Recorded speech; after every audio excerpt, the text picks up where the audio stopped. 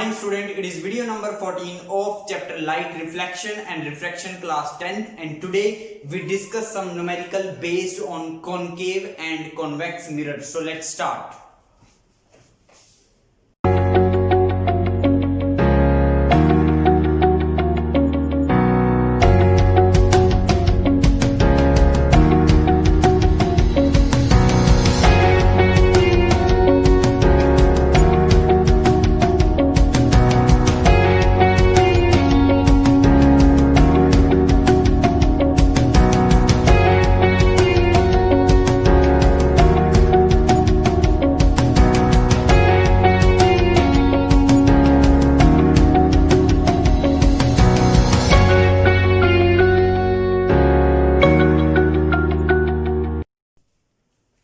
चलिए हम स्टार्ट करते हैं numerical based on mirror. But first of all मैं आपको कुछ बातें बताता हूं।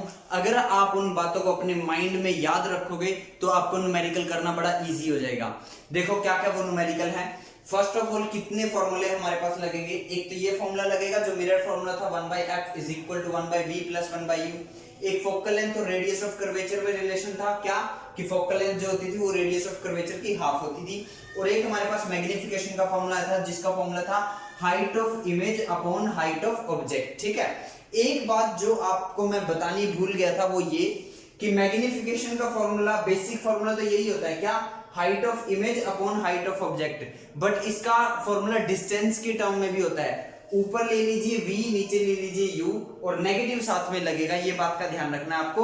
तो ये भी फॉर्मूला होता है मैग्निफिकेशन का मिरर के केस में क्या, -v/u। v क्या है, डिस्टेंस ऑफ इमेज, u क्या है, डिस्टेंस ऑफ ऑब्जेक्ट। तो बात समझ में क्या बताया, मैग्निफिकेशन के दो फॉर्मूले होते हैं। एक height of image upon height of object, जिसको हम बोल सकते हैं size of image upon size of object. या एक फॉर्मूला और होता है जो होता है negative of distance of image upon distance of object. Distance और हाइट या फिर डिस्टेंस और साइज को ध्यान से सुन लो।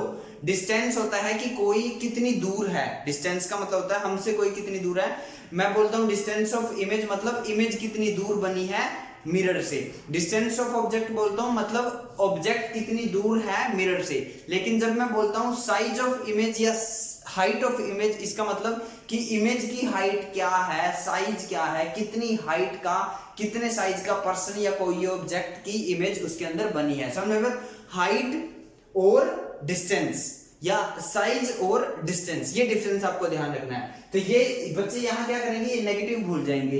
ये नेगेटिव अगर आपने मिस किया तो आपका क्वेश्चन गलत हो जाएगा। ये नेगेटिव याद रखना है। मैग्निफिकेशन में मिरर के मैग्निफिकेशन के फॉर्मूले में माइनस आता है। और कुछ जो बातें आपको याद रखनी है वो ये याद रखनी है कि u इज ऑलवेज नेगेटिव, क्योंकि हमने ये फिक्स कर रखा है कि ऑब्जेक्ट तो हमेशा लेफ्ट हैंड साइड में रखना है, तो u हमेशा नेगेटिव रहेगा अगर आपको दिया है। और अगर आपको फाइंड आउट करना है तो भी नेगेटिव आंसर आना चाहिए, नहीं आया तो गलत है। h को हर कंडीशन में पॉजिटिव लेना है, हाइट ऑफ ऑब्जेक्ट को। अगर कॉनकेव मिरर है, अगर कॉनकेव मिरर है तो फोकल लेंथ आंख बंद करके नेगेटिव ले लेना, और अगर कॉन्वेक्स है तो आंख बंद करके फोकल लेंथ को पॉजिटिव ले लेना। ये वर्ड ध्यान रखना, कॉनकेव आए तो फोकल लेंथ नेगेटिव, कॉन्वेक्स आए तो फोकल लेंथ पॉजिटिव। नेक्स्ट, अगर मैग्निफिकेशन नेगेटिव हो तो इमेज रियल और इन्वर्टेड होगी। उल्टा आप बता सकते हो, अगर पॉजिटिव हुई तो रियल के बदले वर्चुअल हो जाएगी, इन्वर्टेड के बदले इरेक्ट हो जाएगी। और एक शॉर्टकट याद रखना, ट्रिपल एम। ट्रिपल एम का मतलब है पहले एम से बनेगा मिरर, दूसरे एम से बनेगा मैग्निफिकेशन और तीसरे से बनेगा माइनस। यानी कि मिरर के केस में मैग्निफिकेशन के फॉर्मूले में माइनस आता है। ये माइनस बच्चे भूलते हैं और अपना क्वेश्चन गलत करते हैं सिर्फ एक नेगेटिव की वजह से। बात समझ में आई आपको, मैंने क्या बताया, ट्रिपल एम किसी बुक में नहीं बताया जाएगा, सिर्फ मैं ही बता पा रहा हूं यहाँ पे। ठीक है, ट्रिपल एम, एम का मतलब मिरर के केस में मैग्निफिकेशन में माइनस आएगा। मैं ट्रिक बताता हूं याद करने की। ठीक है, ये मैंने बता रखा है। इसका शॉर्टकट क्या है, एनआरआई। क्या है शॉर्टकट, एनआरआई। एनआरआई का मतलब अगर मैग्निफिकेशन नेगेटिव हो तो इमेज रियल इन्वर्टेड होती है। अगर ये बातें, ये फैक्ट्स आप अपने माइंड में रखोगे तो आपको क्वेश्चन करना बड़ा इजी हो जाएगा। बात समझ में? तो स्टार्ट करते हैं हम पहले एग्जांपल से। फर्स्ट क्वेश्चन है, an object 5 cm in length is held 25 cm away from a converging mirror of focal length 10 cm. Draw ray diagram and find position, nature and size of image. ये question आपके पास है।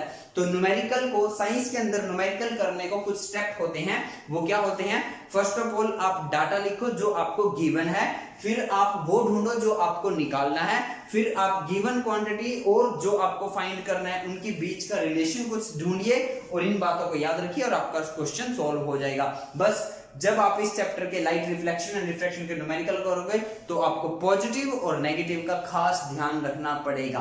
तो start करते हैं। First of all हम यहां पर लिखते हैं सॉल्यूशन, ठीक है, और सॉल्यूशन में हम पहले लिखते हैं गिवन डाटा क्या क्या है हमारे पास, गिवन क्वांटिटीज क्या है। अब आप मुझे ये बताओ ये क्या है? देखो लिखा है an object 5 centimetre in length, एक ऑब्जेक्ट है जिसकी लेंथ 5 सेंटीमीटर है, मतलब ये हाइट ऑफ ऑब्जेक्ट हो गई और हाइट ऑफ ऑब्जेक्ट को लिखते हैं h, तो h कितना है? 5 सेंटीमीटर। बोलो बात समझ में आ गई? डाटा लिखना है हमें फर्स्ट ऑफ ऑल। नेक्स्ट आता है इज हेल्ड 25 सेंटीमीटर अवे, रखा हुआ है, हेल्ड का मतलब रखा हुआ है कितनी दूर? 25 सेंटीमीटर दूर। कौन? ऑब्जेक्ट। ऑब्जेक्ट अगर 25 सेंटीमीटर दूर है तो ये 25 सेंटीमीटर बन गया u, क्योंकि डिस्टेंस ऑफ ऑब्जेक्ट को, कि ऑब्जेक्ट कितनी दूर रखा है उसको u से डिनोट किया जाता है। तो u हो गया हमारे पास कितना? 25 centimetre. From a converging mirror, from a converging mirror, याद करो कन्वर्जिंग मिरर कौन होता है? जो रेज को एक जगह पर मिला दे। और वो कौन सा मिरर होता है? Concave mirror. कौन सा मिरर? Concave mirror. तो उसका नाम भी आपको लिखना पड़ेगा क्योंकि नाम में भी कुछ हिंट है, नाम से भी कुछ हिंट होगा जो मैं आपको अभी बताऊंगा। तो कॉनकेव मिरर आपको गिवन है, h गिवन है, u गिवन है। आगे of focal length 10 centimetre, focal length भी हमको गिवन है कितनी? 10 सेंटीमीटर। बोलो बात समझ में? गिवन डाटा क्लियर हो गया क्या क्या है? अब आते हैं हमें फाइंड क्या करना है। तो फाइंड हमें करना है ये सब, क्या? हमें डायग्राम भी ड्रॉ करना है, रे डायग्राम। हमें जो पोजीशन बतानी है, हमें नेचर बताने हैं, हमें साइज बताना है, किसका? इमेज का। बोलो बात समझ में आई? तो हमने सॉल्यूशन में गिवन क्वांटिटी लिख ली, जो फाइंड करना है वो लिख लिया। नेक्स्ट स्टेप आता है कि जो आपको क्वांटिटी गिवन है आप उसका पॉजिटिव और नेगेटिव सबसे पहले डिसाइड करो, फिर न्यूमेरिकल सोल्व करना है, बाकी सब बातें भूल जाओ। तो स्टार्ट करते हैं। अब मैंने बताया था h, हाइट ऑफ ऑब्जेक्ट को हमेशा पॉजिटिव लेना होता है, बताया था, तो ये आ गया पॉजिटिव। बोलो बात समझ में आई? नेक्स्ट आता है u, हमेशा नेगेटिव लेना होता है, चाहे कोई भी लेंस हो, कॉनकेव लेंस हो, कॉनकेव मिरर हो, कॉन्वेक्स लेंस हो, कॉन्वेक्स मिरर हो, कुछ भी हो, आपको क्या लेना है? नेगेटिव। नेक्स्ट आता है फोकल लेंथ को पॉजिटिव ले या नेगेटिव ले, कैसे पता चलेगा? तो इसका भी मैंने आपको हिंट दे रखा है कि कॉनकेव हो तो फोकल लेंथ नेगेटिव, कॉन्वेक्स हो तो फोकल लेंथ पॉजिटिव। तो यहाँ क्या है? कॉनकेव, तो इसलिए फोकल लेंथ आ गई नेगेटिव। तो वो तो साइन डिसाइड करने आ गए आपको, सिंपल, ये बातें याद रखोगे साइन डिसाइड हो जाएगा। अब आपको ये नहीं सोचना है कि मुझे क्या फाइंड आउट करना है। न्यूमेरिकल में कई बार एक्स्ट्रा चीजें भी निकाली जा सकती हैं जो हमें बताई नहीं गई हैं, उसका हमारा ही फायदा है। बस आप सॉल्यूशन करना शुरू कर दीजिए। अभी आपके माइंड में कुछ भी चल रहा होगा, शायद आप फर्स्ट टाइम कर रहे हो तो आपको कुछ समझ में नहीं आ रहा होगा, बट स्टार्ट करते हैं। देखो आपको f पता है, u पता है, ठीक है, f पता है, u पता है। ये फॉर्मूला जब मैंने आपको बताया था 1/f = 1/v + 1/u, मैंने कहा था इसके अंदर 3 क्वांटिटीज है, f, v और u। अगर आपको 2 पता हो तो थर्ड आप निकाल सकते हो, ठीक है। भूल जाओ आपको क्या निकालना है, आप पहले ये देख लो, आपको पता है f पता है, u पता है, v निकाल लेते हैं, बाद में देखेंगे सब कुछ। तो ठीक है, स्टार्ट करते हैं। तो हमने फॉर्मूला लगाया 1/f = 1/v + 1/u। तो 1/f क्या है? f है -10 = 1/v पता नहीं है, 1/ ये प्लस यहां पर है, और u क्या है? -25। बोलो इतना समझ में आया? अब सिंपल मैथमेटिक्स लगाना है और कुछ नहीं करना है, जो साइंस लगनी थी वो लग चुकी है। अब ये प्लस और माइनस ने आपस में क्या किया? इसको, साइन को माइनस कर दिया। अब मुझे v फाइंड आउट करना है, तो ये जो 25 है माइनस वाला उस साइड लेके चले जाते हैं, तो ये आ जाएगा माइनस का 1/10, ये इधर आके 1/25 = 1/v। बोलो इतना समझ में आया? सिंपल। नेक्स्ट स्टेप सोल्व किया, ये एलसीएम आया 50, 10 5 = 50, 25 2 = 50, 1/v। बोलो इतना समझ में आया? नेक्स्ट स्टेप ये आ गया माइनस का 3/50 = 1/v। क्रॉस मल्टीप्लाई करेंगे, सॉल्व करेंगे, तो हमारे पास v आ जाएगा -50/3। पीछे क्या? मीटर के सेंटीमीटर, ये सारी क्वांटिटी सेंटीमीटर में है, तो ये आ गया यहाँ पर सेंटीमीटर। इस बात का ध्यान रखना है आपको, जो इसमें नहीं है, बाई चांस इसमें सब कुछ सेंटीमीटर में है। आपको जानबूझकर कुछ क्वांटिटी सेंटीमीटर में और कुछ मीटर में दी जा सकती है, तो याद रखना आप सारी पहले या तो सेंटीमीटर में लो या फिर सारी मीटर में लो। तो हमारा आ गया माइनस का 50/3 सेंटीमीटर v। अब इस v को आप एज इट इज रख लो, साथ में आप उसको सोल्व भी कर लो पॉइंट्स में। यह आएगा -3 1 3 3 6 16 3 6 16 16.666 सेंटीमीटर। ठीक है, बोलो इतना समझ में आया, v पता चल गया। अब ये जो v का नेगेटिव है ना, ये नेगेटिव आपको कुछ हिंट दे रहा है, आपको बस सोचना है ध्यान से। अब आप बात ध्यान से सुनो क्या होता है। मैंने आपको बताया था कॉनकेव मिरर आपके पास है, ठीक है, ये मैं बना देता हूं यहां पर कॉनकेव मिरर। देखो ये बना दिया हमने यहां पर कॉनकेव मिरर, ठीक है, यही होता है कॉनकेव मिरर। ठीक है, ये कॉनकेव मिरर का हो गया प्रिंसिपल एक्सिस। बोले इतनी बात समझ में। ये कॉनकेव मिरर से जो इस साइड है ये क्या होता है, फ्रंट, और ये जो इस साइड होता है ये क्या होती है, बैक साइड। यही होता है, यही बताया था। अब मैंने बताया था जो चीजें इस साइड होंगी वो क्या होंगी, नेगेटिव, और जो उस साइड होंगी वो क्या होंगी, सारी पॉजिटिव, क्योंकि ऑब्जेक्ट इधर रखा जाएगा। ऑब्जेक्ट से जब रे चलेंगी तो रे जाएंगी फ्रंट से बैक की साइड।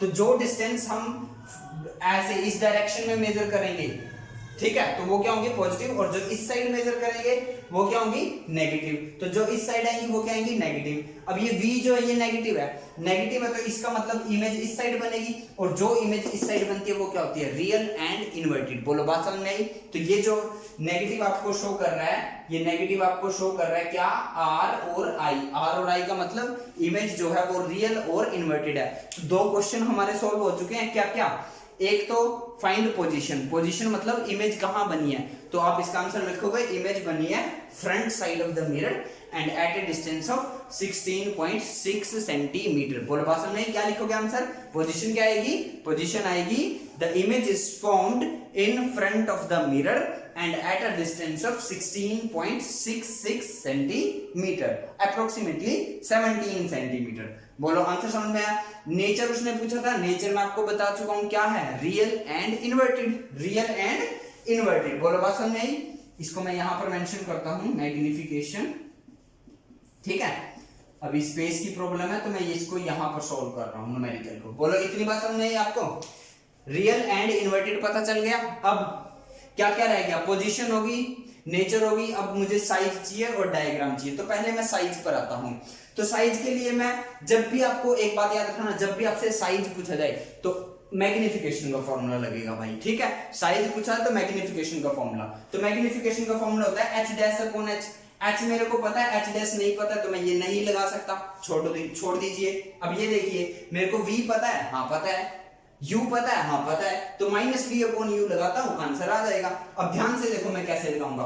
तो m का फॉर्मूला होता है -v/u, ये minus as it is, v की वैल्यू -50/3, बात समझ आई, और u की वैल्यू -25। इसको सोल्व करो, ये माइनस माइनस ऊपर क्या हो गया, प्लस, और ये 25 भी नीचे रह जाएगा क्या, माइनस। सोल्व करेंगे ये आएगा -2/3। मैग्निफिकेशन की कोई यूनिट नहीं होती, यूनिट लेस नंबर होता है। ये बात समझ में आई आपको, क्यों, क्योंकि देखो मैग्निफिकेशन के फार्मूले में क्या है, ऊपर भी हाइट नीचे भी हाइट। हाइट किस में होगी, सेंटीमीटर में या मीटर में, दोनों ही सेंटीमीटर मीटर में है तो कटेगा, तो मैग्निफिकेशन की यूनिट क्या होगी, कुछ भी नहीं। मैग्निफिकेशन सिर्फ एक नंबर होता है जो हमें बताता है कि इमेज लार्ज है कि डिमिनिश्ड है कि सेम साइज की है, रियल है या इन्वर्टेड है या वर्चुअल है या इरेक्ट है। ये सिर्फ एक नंबर होता है, डायमेंशन लेस होता है, इसकी कोई यूनिट नहीं होती है, ठीक है। आप यहां देख लो, ये भी क्या है, डिस्टेंस, नीचे भी क्या है, डिस्टेंस, डिस्टेंस से डिस्टेंस कट जाएगा तो यूनिट तो कुछ होती नहीं है। आप यहां भी देख लो, तो कभी मैग्निफिकेशन के पीछे भी आप सेंटीमीटर या मीटर फिट कर दो, ऐसा नहीं करना है। मैग्निफिकेशन सिर्फ एक नंबर होता है, बात समझ में आ गई आपको, सिर्फ एक नंबर होता है। और नेगेटिव, अब ये मैग्निफिकेशन का नेगेटिव आपको क्या शो कर रहा है, मैग्निफिकेशन का नेगेटिव आपको शो कर रहा है कि इमेज रियल और इन्वर्टेड है। तो मैंने दो तरीके से आपको नेचर बता दिया है। मैंने v के माइनस से भी आपको बताया क्या आया, रियल इन्वर्टेड। मैंने नेगेटिव से बताया मैग्निफिकेशन के, वो क्या आया, रियल एंड इन्वर्टेड। तो किसी भी तरीके से चलिए आंसर आपका सेम ही आएगा। अब -2/3 को अगर मैं सोल्व करता हूं तो ये 0 पॉइंट समथिंग आएगा, यस 0 पॉइंट समथिंग आएगा ना। 0 पॉइंट समथिंग का मतलब क्या है, 0 पॉइंट समथिंग का मतलब है ये लेस देन 1 है। अगर ये लेस देन 1 है तो इमेज की हाइट ऑब्जेक्ट की हाइट से छोटी है। इमेज की हाइट ऑब्जेक्ट की हाइट से छोटी है, यानी डिमिनिश्ड इमेज बनने वाली है, छोटी इमेज बनने वाली है। तो अब स्टार्ट करते हैं नेक्स्ट हम। अब हमें हाइट चाहिए, एक बार और मैग्निफिकेशन का फॉर्मूला लगाते हैं। अब की बार हम लगाते हैं h dash upon h, h dash upon h। बात समझ में?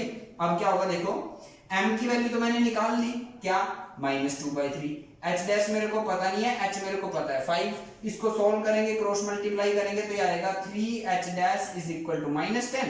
और नेक्स्ट स्टेप पे h डैश आ गया -10/3 सेंटीमीटर।